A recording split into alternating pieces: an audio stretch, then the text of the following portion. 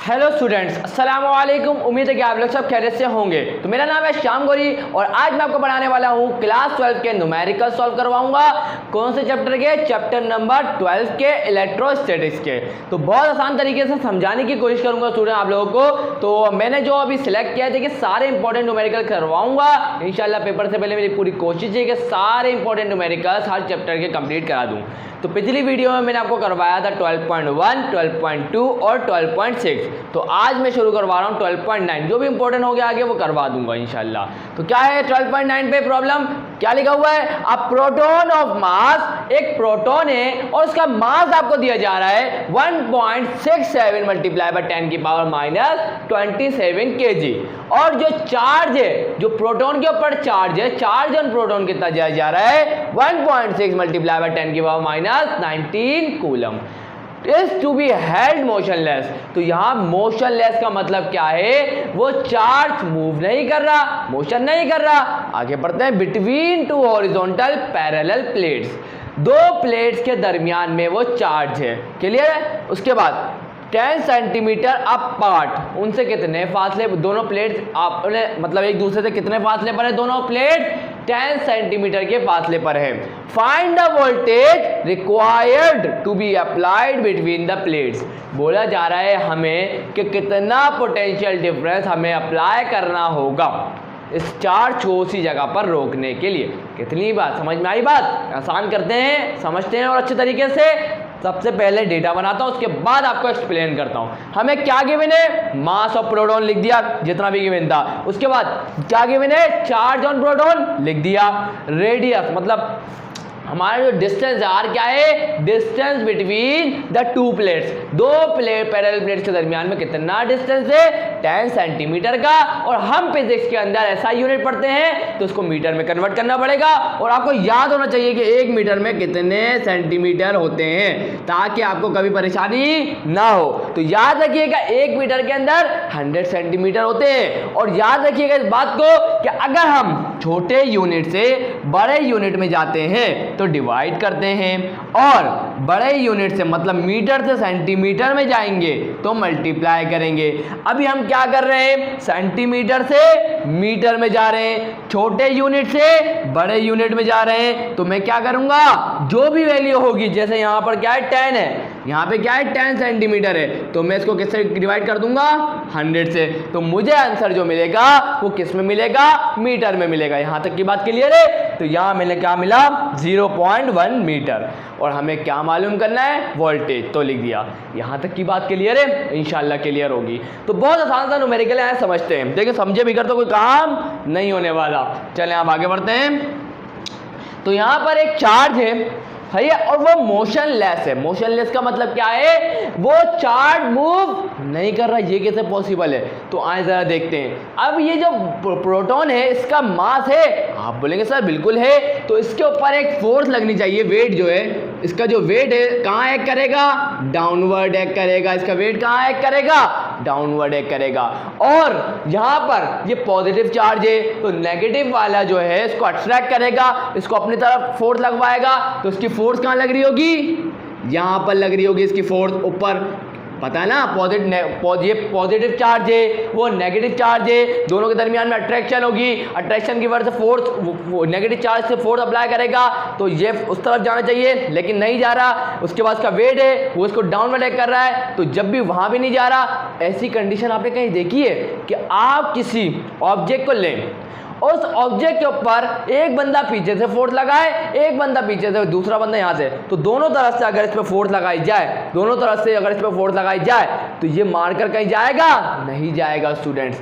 तो दोनों तरफ से अगर बराबर फोर्स लगती है, आप सब जानते होंगे, तो अगर दोनों तरफ से बराबर फोर्स लग रही है इस कंडीशन में, देखें इस कंडीशन में बोला गया है चार्ज मूव नहीं कर रहा। इसका मकसद क्या हुआ? इसका मकसद ये हुआ जितनी फोर्स ऊपर लग रही है उतना ही इसका जो वेट है मास ऑफ प्रोटॉन का, जिसका वेट है वो उसको इतनी ही फोर्स दे रहा है। इसका मतलब क्या हुआ? इस कंडीशन में जो फोर्स है, सही है, फोर्स जो है वो किसके बराबर आ जाएगी?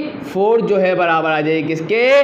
वेट के बराबर आ जाएगी। यहां तक की बात क्लियर है? फोर्स किसके बराबर आ जाएगी? वेट के बराबर आ जाएगी। कोई गड़बड़ है यहां तक? इंशाल्लाह नहीं होगी। तो यहां पर अब यहाँ पर ये कंडीशन हमारे सामने आई।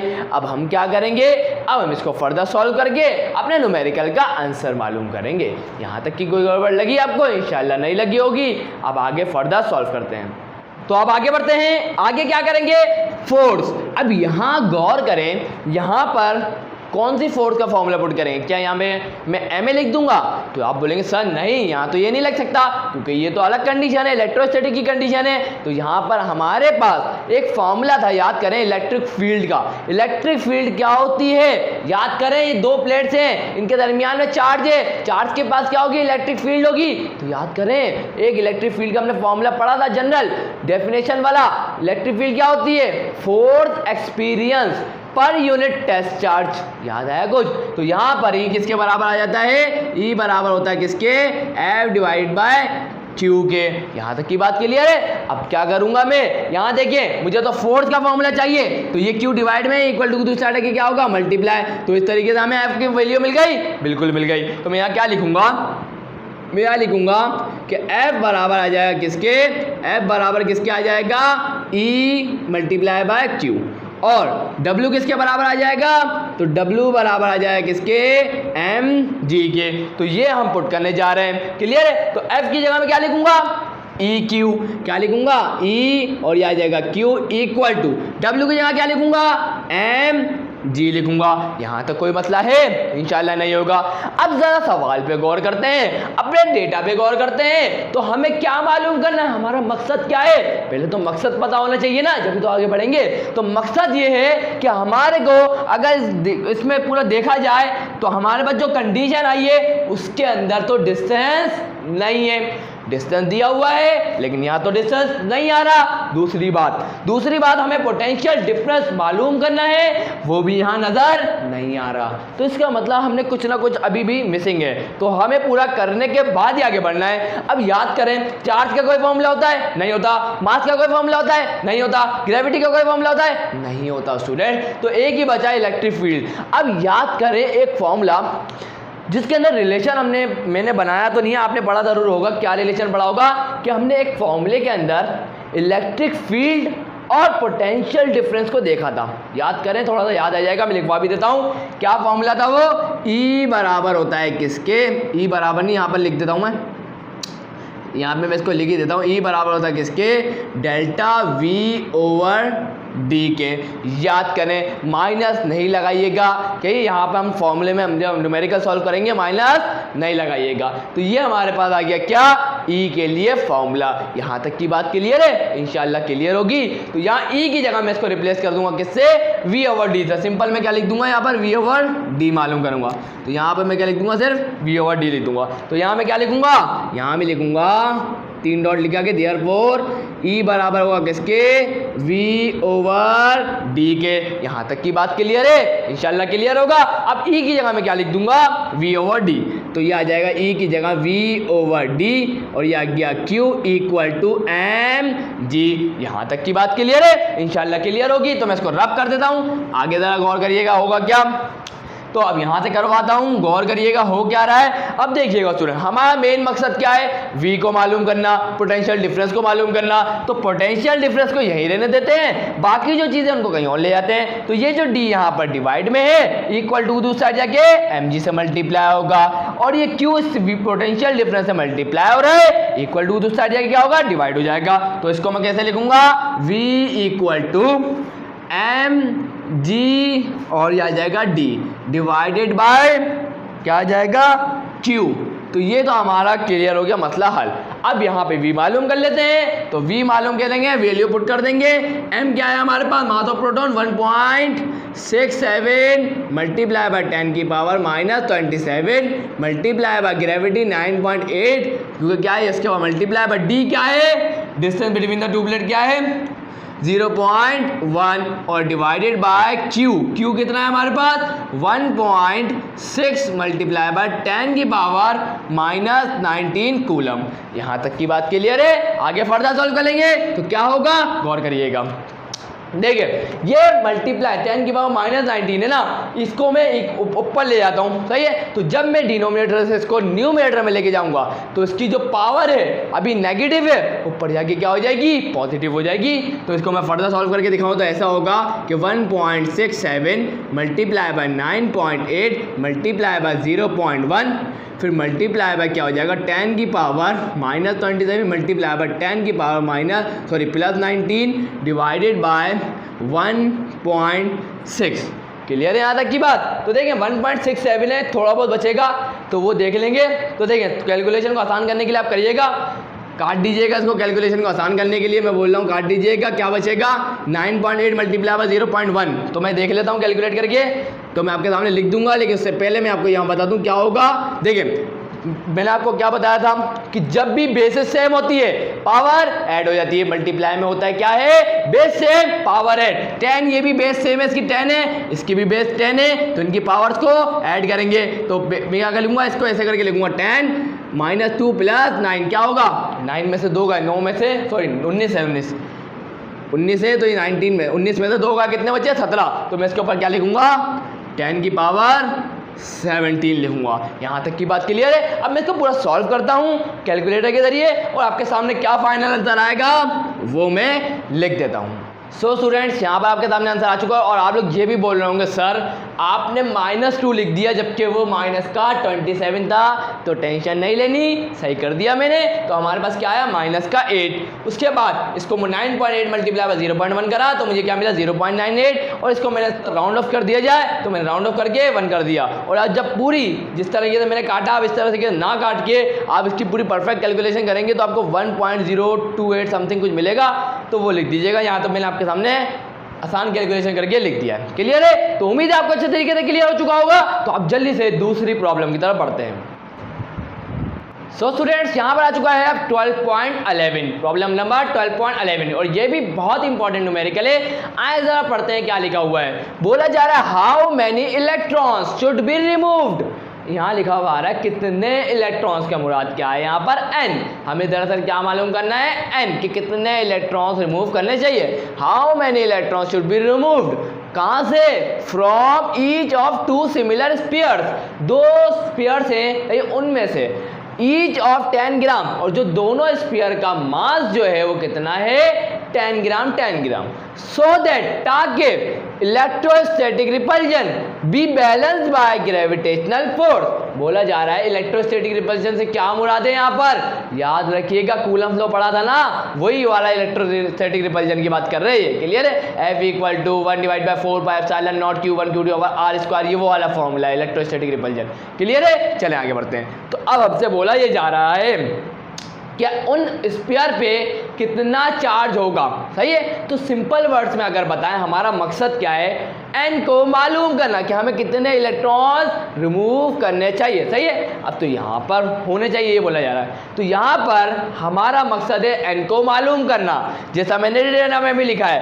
मास ऑफ ईच पे स्फीयर कितना है 0.010 kg। देखिए हमारे को जो मास दिया गया था वो ग्राम में था। अब याद रखिएगा आपको ये पता होना चाहिए कि 1 किलोग्राम के अंदर कितने ग्राम, 1 किलोग्राम के अंदर कितने ग्राम होते हैं। तो याद रखिएगा 1 किलोग्राम के अंदर 1000 ग्राम होते हैं। इस बात को याद समझ सकते हैं। और अभी इससे थोड़ी देर पहले मैंने आपको क्या बोला था कि अगर हम छोटे यूनिट से बड़े यूनिट में जाते हैं तो डिवाइड करते हैं और बड़े यूनिट से छोटे यूनिट की तरफ जाते हैं तो मल्टीप्लाई करते हैं। तो अभी हम ग्राम से केजी में जा रहे हैं, छोटे यूनिट से बड़े यूनिट में जा रहे हैं, तो जो भी वैल्यू होगी उसको डिवाइडेड बाय 1000 करेंगे। तो यहां पर हमें क्या गिवन थी 10। तो मैं 10 को डिवाइड करूंगा किससे 1000 से करूंगा, तो मुझे जो आंसर मिलेगा वो किस में मिलेगा केजी में मिलेगा। यहां तक की बात क्लियर है। तो मुझे केजी में मिल गया ये रहा। उसके बाद आपको डेटा में कहीं नहीं दिया जाएगा कि इलेक्ट्रॉन के ऊपर कितना चार्ज होता है। ये आपको पता होना चाहिए कि इलेक्ट्रॉन के ऊपर कितना चार्ज होता है।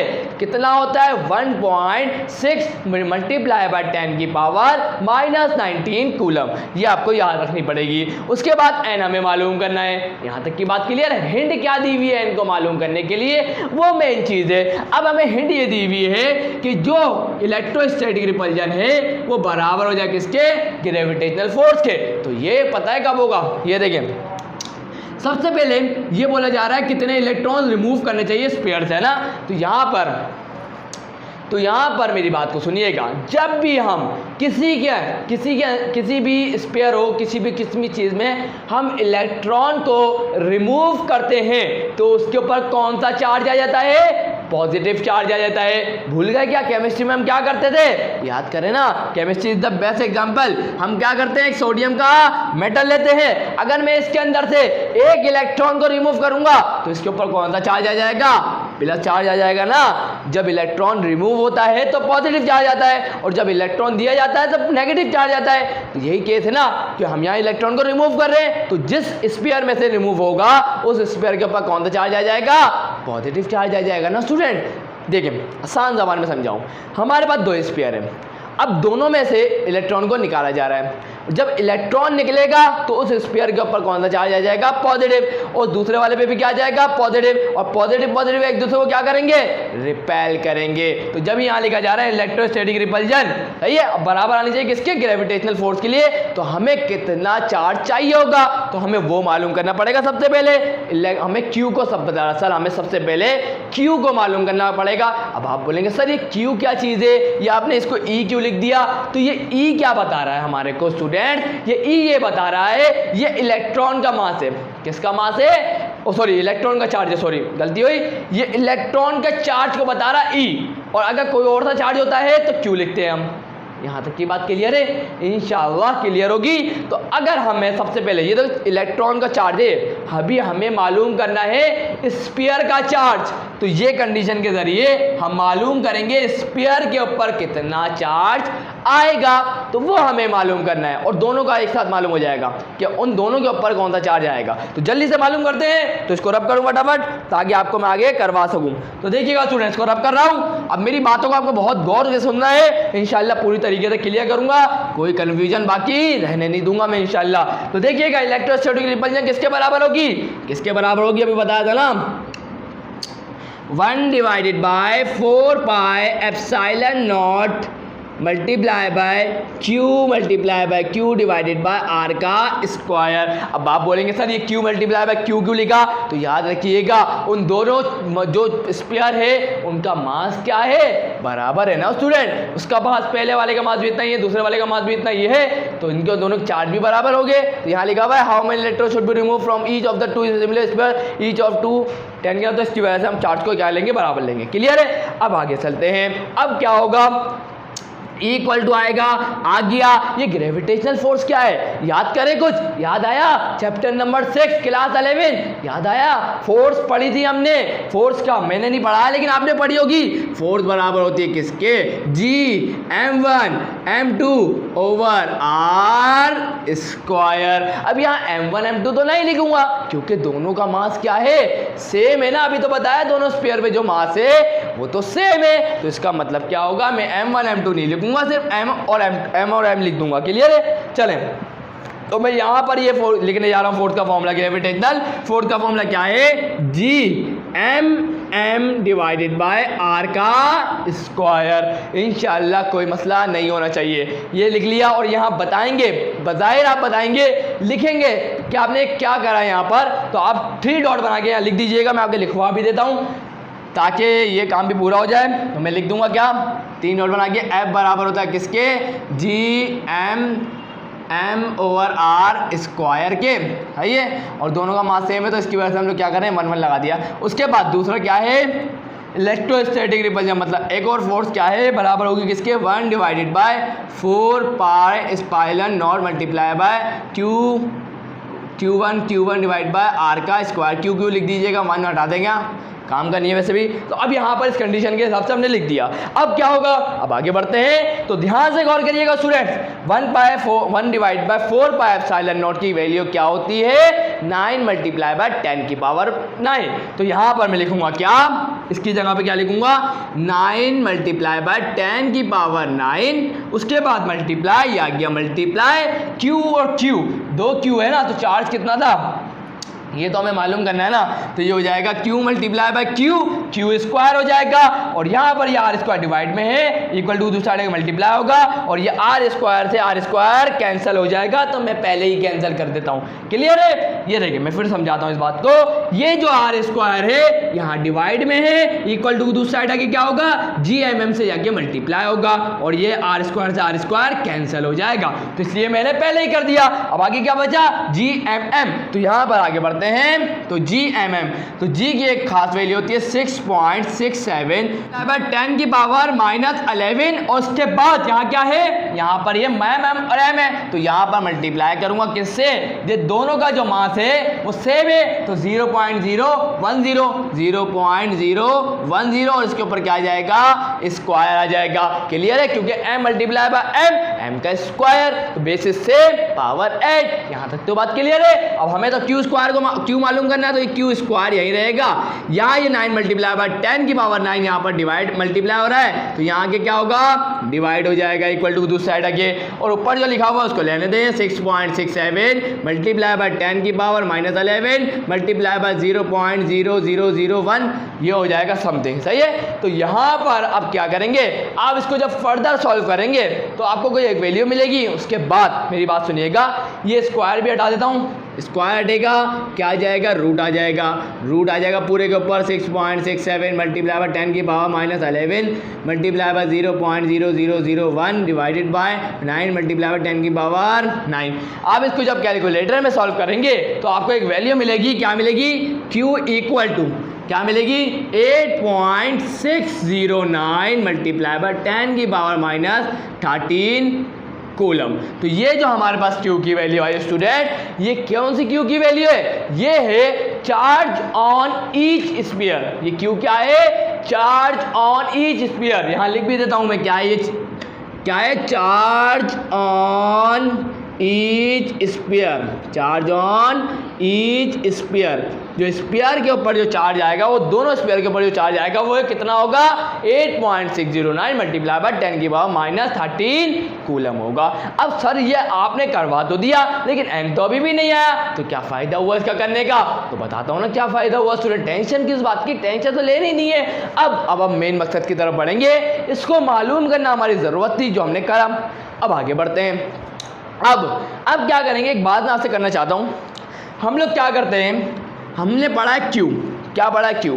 अब जब हम इलेक्ट्रॉन के चार्ज की बात करते हैं तो हम Q को किसके बराबर ले लेते हैं, E के बराबर ले लेते हैं। मेरी बात ज़रा ध्यान से सुनिएगा स्टूडेंट, जब भी हम Q क्या होता है, चार्ज होता है। अब हम जब इलेक्ट्रॉन की बात करते हैं तो हम एक खास सिंबल ले लेते हैं, वो क्या है, E। तो हम Q को किसके बराबर रखते हैं, E के। अब मैं बात कर रहा हूँ कि मैं बोल रहा हूँ यहाँ से एक इलेक्ट्रॉन निकला होगा, नहीं हमें नहीं पता, हमें तो यही तो मालूम करना है कि कितने इलेक्ट्रॉन रिमूव हुए होंगे। तो याद रखिएगा एक इलेक्ट्रॉन की बात तो नहीं हो रही। तो अब मैं Q इक्वल टू क्या लिखूंगा, Ne। अब ये जो E है वो एक इलेक्ट्रॉन का चार्ज है, कितने इलेक्ट्रॉन का चार्ज होगा, E हमें पता है ना, E हमें पता है, डेटा में भी लिख दिया। एक इलेक्ट्रॉन का चार्ज हमें पता है, लेकिन यहाँ से कितने इलेक्ट्रॉन रिमूव हुए वो तो हम नहीं जानते, और वही तो हमें मालूम करना है। तो हम यहाँ ये लिखेंगे Q इक्वल टू Ne। अब मेरी बात को सुनिएगा, हमें तो N को मालूम करना है ना, तो N किसके बराबर आ जाएगा, Q अपनी जगह पे रहा, E यहाँ N से मल्टीप्लाई हो रहा था, या कि यहाँ क्या हो गया, डिवाइड। तो यहाँ पे हम क्या करेंगे, अब लिखेंगे क्या, कि अब यहाँ लिखेंगे हम N क्या होगा, यहाँ लिखेंगे, यूज़ करेंगे, क्या लिखूंगा मैं, N equal to Q divided by E। और यहाँ लिखेंगे वेयर N क्या है, N हमारे पास क्या है, number of electrons, number of electrons. Q क्या है, charge on sphere, charge on sphere. और यहाँ पर चार्ज ऑन ईच स्फीयर लिख दीजिएगा, सही है, चार्ज ऑन ईच स्फीयर लिख दीजिएगा। उसके बाद E क्या है, charge on electron, charge on electron. सही है, यहाँ तक की बात क्लियर है। अब मुझे ये बताएं, अब फायदा हुआ ना Q निकालने का, हुआ कि नहीं हुआ, बिल्कुल हुआ स्टूडेंट। अब हम आसानी से, बिल्कुल आसानी से मालूम कर लेंगे N को। तो यहाँ देखिएगा स्टूडेंट्स, अब मैं N मालूम करने जा रहा हूँ। N बराबर किसके होता है, Q डिवाइडेड बाय E के, और Q कितना है 8.609 मल्टीप्लाई बाय 10 की power -13 divided by E। Charge on electron कितना है 1.6 मल्टीप्लाई बाय 10 की पावर -19, और यहाँ पर जब इसको फर्दर सॉल्व करेंगे स्टूडेंट तो what will you get 5.37 multiply by 10 की पावर 6। तो ये हमारे पास आंसर आ गया n का, जो हमें मालूम करना था। इंशाल्लाह आप लोगों को क्लियर हो गया होगा क्या हमने यहाँ किया।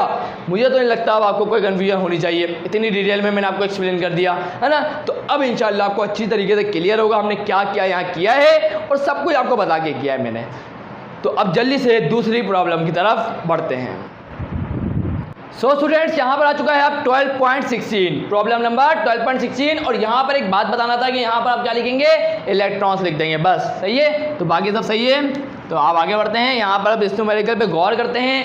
सबसे पहले अगर आप यहाँ गौर करें तो यहाँ कैपेसिटर्स की बात हो रही है, इसका मतलब ये ताल्लुक रखता है कैपेसिटर के टॉपिक से। सही है, तो 2 कैपेसिटर्स, कितने कैपेसिटर्स हैं 2 कैपेसिटर्स हैं ऑफ 2 माइक्रोफैरेड एंड 8 माइक्रोफैरेड। इनकी कैपेसिटेंस कितनी है, एक कैपेसिटर की है 2 माइक्रोफैरेड और दूसरे कैपेसिटर की कितनी है 8 माइक्रोफैरेड, और ज्वाइन किसमें किया गया है, सीरीज के अंदर। याद है ना, पैरेलल से पैरेलल कॉम्बिनेशन होती है, सीरीज कॉम्बिनेशन होती है, उसके कैपेसिटेंस निकालने का, टोटल कैपेसिटेंस इक्विवेलेंट कैपेसिटेंस निकालने का फॉर्मूला भी होता है ना, वो याद होगा तो बहुत ही आसान है, वरना फिर मैं आपको लिखवा दूंगा। क्लियर है, चलें अब। And potential difference of 300 volt is applied. इसको कितना पोटेंशियल डिफरेंस दिया जा रहा है, दोनों कैपेसिटर्स को कितना पोटेंशियल डिफरेंस दिया जा रहा है 300 वोल्ट्स का। बोला जा रहा है हमें मालूम करना है find the charge and potential difference for each capacitors. मतलब हमें ये बताना है कि Q1, मतलब मैं आपको डायग्राम के जरिए समझाऊं तो बहुत ही अच्छा रहेगा आप लोगों के लिए। ये कैपेसिटर 1 है C1, ये कैपेसिटर 2 है C2, इसकी कैपेसिटेंस कितनी दी हुई है हमारे को 2 माइक्रोफैरेड दी हुई है। सही है, और यहाँ पर इसकी कितनी दी हुई है 8 माइक्रोफैरेड दी हुई है। अब बोला ये जा रहा है स्टूडेंट कि अब हमें बताएं, और ये पोटेंशियल डिफरेंस कितना दिया जा रहा है, V हमारा कितना दिया जा रहा है 300 वोल्ट दिया जा रहा है। अब हमें बोला ये जा रहा है, अब हमें ये बताएं, और ये सीरीज में भी कनेक्टेड है, याद रखिएगा। अभी खास बात बताऊं आपको, सीरीज की अगर हम कैपेसिटर्स को सीरीज में अटैच बना कॉम्बिनेशन में अटैच करते हैं तो होता क्या है आपको जरा समझाऊं। तो देखिएगा, ये बड़ा वाली जो लाइन है वो क्या होगी प्लस, ये जो छोटी वाली लाइन है वो क्या होगी नेगेटिव टर्मिनल होगा बैटरी का। अब यहां से देखिएगा निकलने का तरीका क्या होता है इलेक्ट्रॉन्स के, पॉजिटिव वाले से, पॉजिटिव वाले जहां से पॉजिटिव साइड कनेक्ट है वहां से इलेक्ट्रॉन निकलेंगे, और यहाँ कौन सा चार्ज आ जाएगा, यहाँ से इलेक्ट्रॉन निकलेंगे तो पॉजिटिव चार्ज आ जाएगा, और यहाँ आगे लगेंगे तो कितना आ जाएगा नेगेटिव चार्ज आ जाएगा। तो यहाँ नेगेटिव, यहाँ पॉजिटिव, यहाँ उसके बाद यहाँ देखिए अब यही है 2 ही कैपेसिटर्स है। तो यहाँ पर देखिए याद रखिएगा स्टूडेंट्स, अगर आप देखें प्लस माइनस, तो इसका मतलब क्या हुआ, इसका मतलब ये हुआ कि अगर हम सीरीज कॉम्बिनेशन में कैपेसिटर्स को अरेंज करते हैं तो होता क्या है, इसकी वजह से चार्ज जो दोनों कैपेसिटर्स पे होगा कि क्या रहेगा सेम रहेगा। चार्ज जो स्टोर होगा दोनों कैपेसिटर्स पर क्या होगा सेम स्टोर होगा, लेकिन क्या चीज चेंज होगी पोटेंशियल डिफरेंस। इसका मतलब V1 होगा इसका पोटेंशियल डिफरेंस V2 होगा, क्योंकि पोटेंशियल डिफरेंस चेंज होता है सीरीज कॉम्बिनेशन में। और यहाँ पर चार्ज क्या रहेगा सेम रहेगा, जितना चार्ज यहाँ स्टोर होगा उतना ही चार्ज यहाँ स्टोर होगा। मेरा मतलब ये है, सही है। तो यहाँ तक तो बात क्लियर है ना, इंशाल्लाह क्लियर होगा। इसके मैंने चार्ज को क्या बोल दिया, मैंने इसके चार्ज को बोल दिया Q1, इसके चार्ज को क्या बोल दिया Q2। यहाँ तक की बात क्लियर है। अब मैं डेटा में लिख दूँ, ये बात समझ में आ गई। अब डेटा में क्या लिखूंगा, Q1 हमें मालूम करना है, Q2 हमें मालूम करना है। और ये बात मैं बताऊं तो एक बात तो यही है कि Q1 तो बराबर आ जाएगा Q2 के, और हमें वही मालूम करना है। आगे देखते हैं, हमें V1 मालूम करना है और V2 मालूम करना है। यहाँ तक की बात क्लियर है। अपना मकसद आपको पता होगा जब ही हर चीज़ आसान रहेगी। अब मेरी बात को दुनिया का जरा स्टूडेंट सॉल्यूशन की तरफ बढ़ चुके हैं हम लोग। अब हमें क्या करना है, अब अगर आप गौर करें सीरीज कॉम्बिनेशन है, हमें इक्विवेलेंस कैपेसिटेंस टोटल कैपेसिटेंस मालूम करनी है, तो कौन सा फॉर्मूला था सीरीज के लिए याद करें। तो यहाँ हम लिखेंगे the net capacitance, the net capacitance is given by the net capacitance capacitance is given by,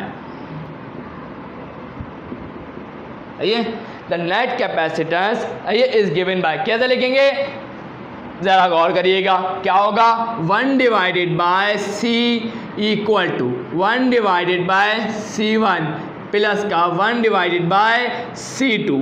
ये था हमारे पास इक्विवेलेंट कैपेसिटेंस का फॉर्मूला, किसके लिए, सीरीज के लिए। इन सीरीज कॉम्बिनेशन में भी लिख दीजिएगा, ऊपर क्या लिख देंगे, in series combination the net capacitance is given bye. चलो अब आगे दिखते हैं, हमें सी पता है नहीं पता ना, वो तो मालूम करना है ना, तो ये आ जाएगा 1 divided by C equal to, इसका एलसीएम ले लें, C2 यहाँ आ जाएगा, आ गया, प्लस C1 उधर आ जाएगा, आ गया, और ये दोनों आपस में मल्टीप्लाई हो जाएंगे, हो गए। अब क्या करें सर, तो अभी देखते ना अब आगे क्या होगा। देखिए मुझे लग रहा है कि एलसीएम अभी आपको समझ में नहीं आया, मैं फिर समझाऊंगा। एलसीएम में हम करते हैं क्या स्टूडेंट, ये जो होता है ये यहाँ जाके मल्टीप्लाई होता है, ये जाके इससे मल्टीप्लाई होता है, ये दोनों आपस में मल्टीप्लाई होते हैं, इस तरीके से एलसीएम लिया जाता है।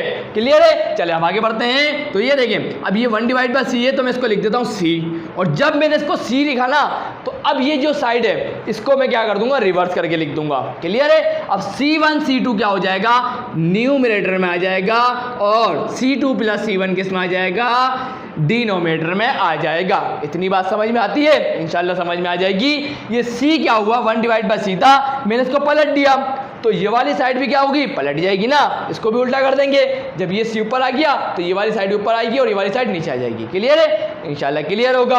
अब क्या करेंगे, हमारे पास C1 की वैल्यू नहीं है, C2 की वैल्यू नहीं है, तो फिर हम वेट किसका कर रहे हैं, तो जल्दी से पुट कर देते हैं। तो C हमारे पास क्या आ जाएगा, मुझे लग रहा था कि यहाँ पर आप देखिए मैं आपके लिए आसान करके लिया हूँ, लिख दिया मैंने, टाइम वेस्ट हो रहा था। देखिएगा C1 हमारे पास कितनी कैपेसिटेंस है, 2 है, लिख दी 2, और इसको अभी मैं कन्वर्ट नहीं कर रहा हूँ, माइक्रोफैराड में रहने दे रहा हूँ, क्योंकि कैलकुलेशन भी आसान रहेगी, वहाँ मैं चेंज कर दूंगा अभी। देखिएगा जरा, उसके बाद C2 हमारे पास कैपेसिटेंस कितनी है, दूसरा कैपेसिटर की 8 है, C1 कितनी है, 2 है, C2 कितनी है, 8 है, 8 2 कितना हो जाएगा 16, 8 प्लस 2 क्या हो जाएगा 10, 2 5 10, 2 8 16, तो हमारे पास कैपेसिटेंस कितनी आ गई, equivalent 8 divide by 5, 8 divide by 5 किसके बराबर होता है, 1.6 के माइक्रोफैराड। अब यहाँ पर माइक्रोफैराड को हटा के मैं क्या लिखूंगा, अब मुझे तो सिर्फ फैराड चाहिए, तो मैं क्या लिखूंगा, मल्टीप्लाई बाय 10 की पावर -6 फैराड हो जाएगा। क्लियर है यहाँ तक की बात, इंशाल्लाह क्लियर होगी। अब आप बोलेंगे सर ये हम क्यों कर रहे हैं, क्या चक्कर है, हमारे समझ में नहीं आ रहा, आप क्या इसको हमारे लिए बहुत आसान कर सकते हैं, बिल्कुल करूंगा स्टूडेंट, टेंशन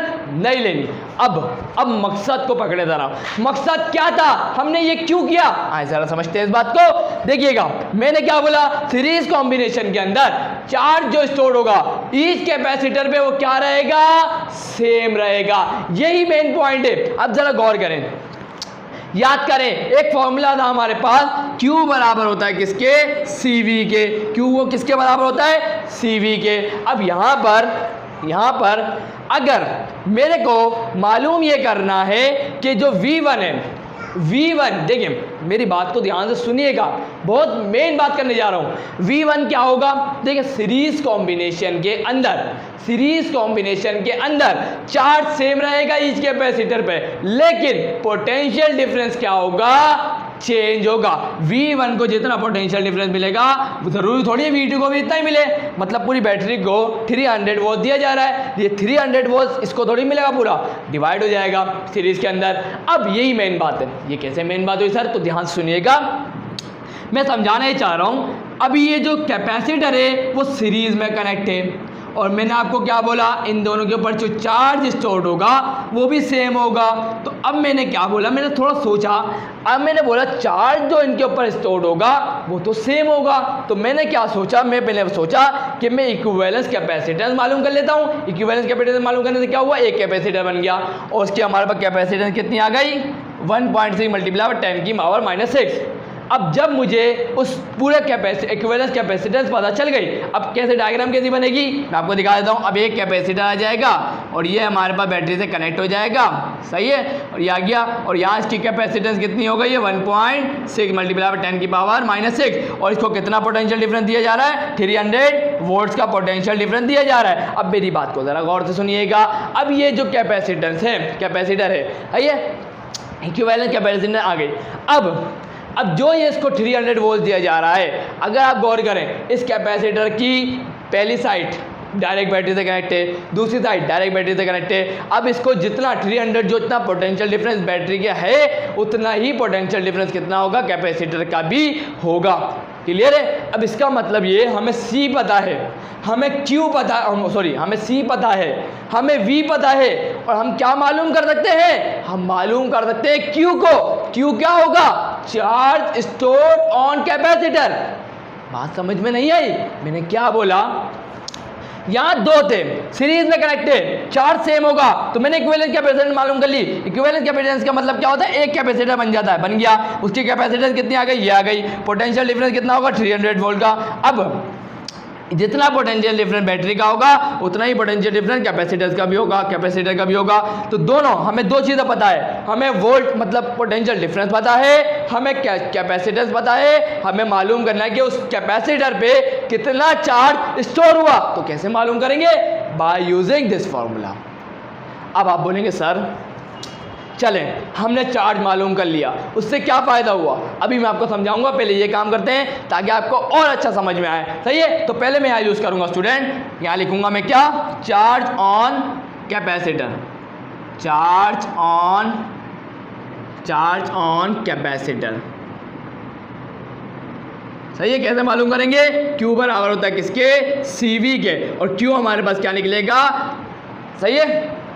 यहाँ लिख दिएगा टोटल चार्ज, लिख दीजिए। क्या लिखेंगे? Total charge stored on capacitor. पूरा लिखा नहीं, मैंने लिख देता हूँ यहाँ पर, सही है, ताकि आपको कन्फ्यूजन ना हो। तो यहाँ लिख देता हूँ total charge stored on capacitor, total charge stored on capacitor. सही है? अब Q इक्वल टू CV लिया, Q हमें नहीं पता, C हमें पता है, कितना है? 1.6 मल्टीप्लाई बाय 10 की पावर -6 मल्टीप्लाई बाय वो पोटेंशियल डिफरेंस कितना है? 300 वोल्ट्स का। तो अब हमें Q क्या मिल जाएगा? तो मैं आपको लिखवा देता हूँ, और इसके बाद क्या करना है वो भी समझा देता हूँ। देखिए मैं क्या बोल रहा था, सीरीज कॉम्बिनेशन में चार्ज सेम रहता है। सही है? अब मेरी बात सुनिएगा, जो ये चार्ज हमें देगा, जो ये हमें चार्ज मिलेगा ना, वो अभी वो क्या होगा? वो Q1 के लिए भी वही होगा, Q2 के भी लिए भी वही होगा। मैंने आपको बताया ना Q1 बराबर होगा किसके? Q2 के। और यहाँ पर टोटल जो निकलेगा, जो हमें देखिए बैटरी जो डायरेक्ट प्रोवाइड कर रही है कैपेसिटर को, बैटरी जो डायरेक्ट प्रोवाइड कर रही है कैपेसिटर को, चार्ज जो प्रोवाइड हो रहा है उसके ऊपर जो चार्ज स्टोर हो रहा होगा, वो दोनों कैपेसिटर के लिए सेम रहेगा क्योंकि सीरीज में है। तो अब जो हमें यहाँ से जो चार्ज मिलेगा ना, वो Q1 और Q2 के बराबर आ जाएगा। आसान सी बात मैं बता रहा हूँ क्योंकि सीरीज में है, बता चुका हूँ। Q1 बराबर होगा Q2 के, और जो टोटल चार्ज हमें स्टोर में मिला है वो भी बराबर होगा Q1 और Q2 के। क्लियर है? तो अब यहाँ पर ये मैं मिटा रहा हूँ। सही है? अब यहाँ पर मैं इसको मिटा देता हूँ, और यहाँ हमारे को Q क्या मिलेगा वो आपके सामने लिख देता हूँ। वेट अ मिनट, मैं आपके सामने हाथ के हाथ लिख देता हूँ कि कितना चार्ज मिलेगा हमारे को। Just give me a minute. तो आपको हमारे को चार्ज जो मिलेगा 4.8 मल्टीप्लाई बाय 10 की पावर -8, 4.8 मल्टीप्लाई बाय 10 की पावर -8 कूलम। तो ये हमें क्या मिला? Q मिल गया। अब ये Q जो है वो जो Q के बराबर क्यों होगा? सीरीज कॉम्बिनेशन है। तो याद रखिएगा, इन सीरीज कॉम्बिनेशन लिखिएगा charge stored on each capacitor, charge stored on each capacitor, charge stored on each